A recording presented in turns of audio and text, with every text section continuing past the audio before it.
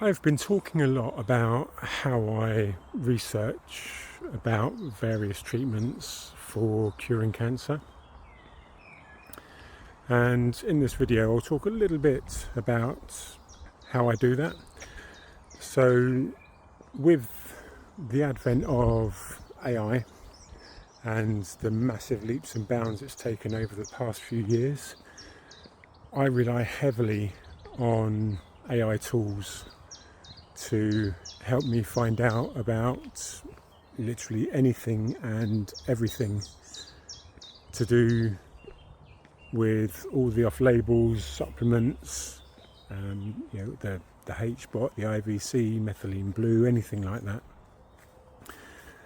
And basically what I get it to do is to go and find me evidence that it works, or basically tell me whether it's just something that's anecdotal only, if it's based in myth or older remedies, or just literally it's a way for me to try and get a pulse. Now the tool that I've been using most recently is one called Perplexity, get it right, and it has a number of modes on it, so I can use all the various different tools, but it has one that's kind of an unbiased research mode, and I've found it to be very, very good. So whenever I look anything up, I will tend to put it into research mode, get it to use the unbiased reasoning model,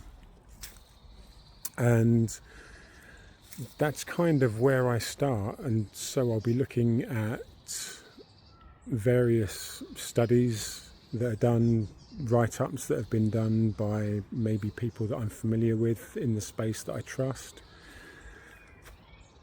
And really, one of the main things that I do is I cross-question it. So when I read through the results that I get, if I feel like that it may be leaning one direction or another a bit too heavily, whether it's to say it's there's good evidence to support it or there's no evidence to support it,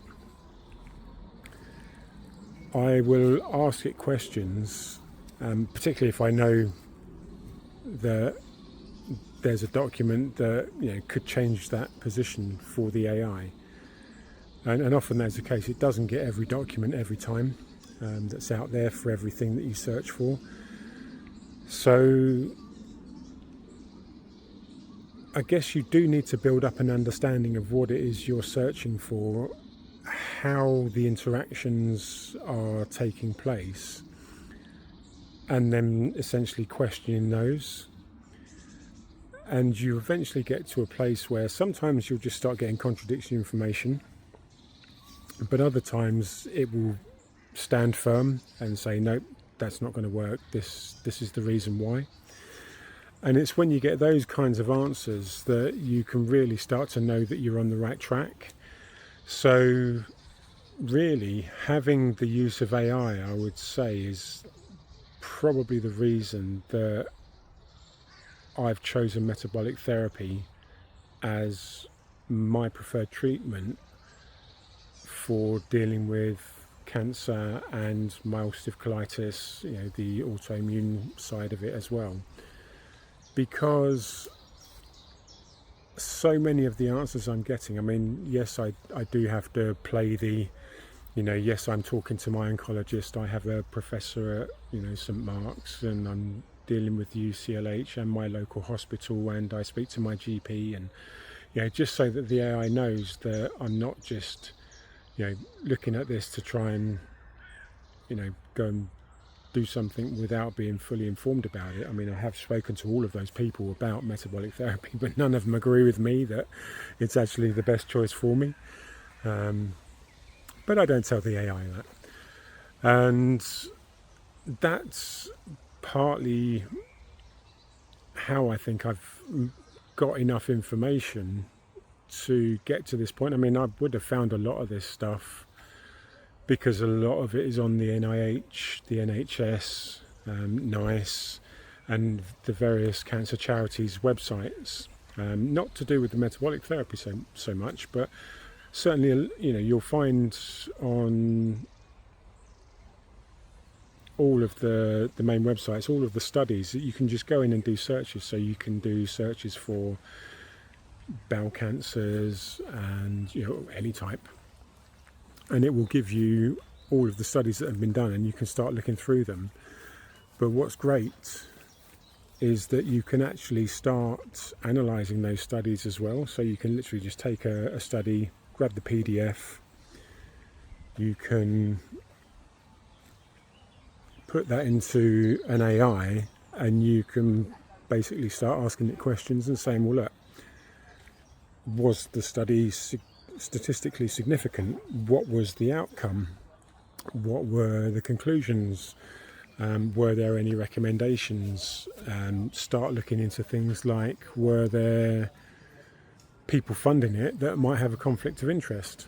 And you can just ask a few basic questions just by putting in the PDF of a study into an AI, and it will give you all those answers quite quickly. So you can very quickly determine whether or not a study is really worth you spending your time getting to the point where you really understand what happened and what took place and what its outcomes were, which won't always be the case. I mean, there are a lot of studies out there that just aren't that well done.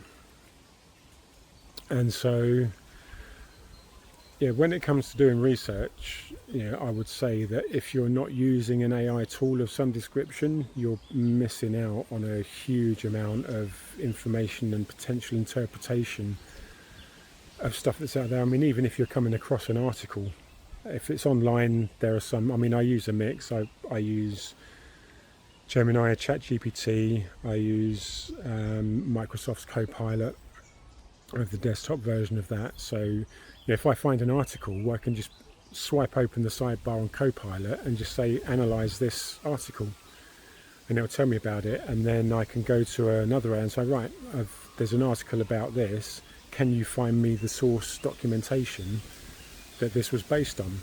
And oftentimes it will find me the original document that any other article has been written about. And the problem with articles is that you never really know what bias the editor, the writer have. Are they really into metabolic therapy? Are they completely against it? Do they think it's the latest hoax or fad or something else? And unless you know something about the person that's writing it, you really have to check the sources. And so AI is a really great tool to do that. So if you've got any questions about more specifically how I do that, I'm more than happy to get more into that. So let me know in the questions. Give this video a like if that's something that you haven't been doing, but feel like now you will be. And if you want more updates like this, then obviously subscribe to the channel, because that will massively help me out too. Enjoy the rest of your day. I'll sign off now, and goodbye.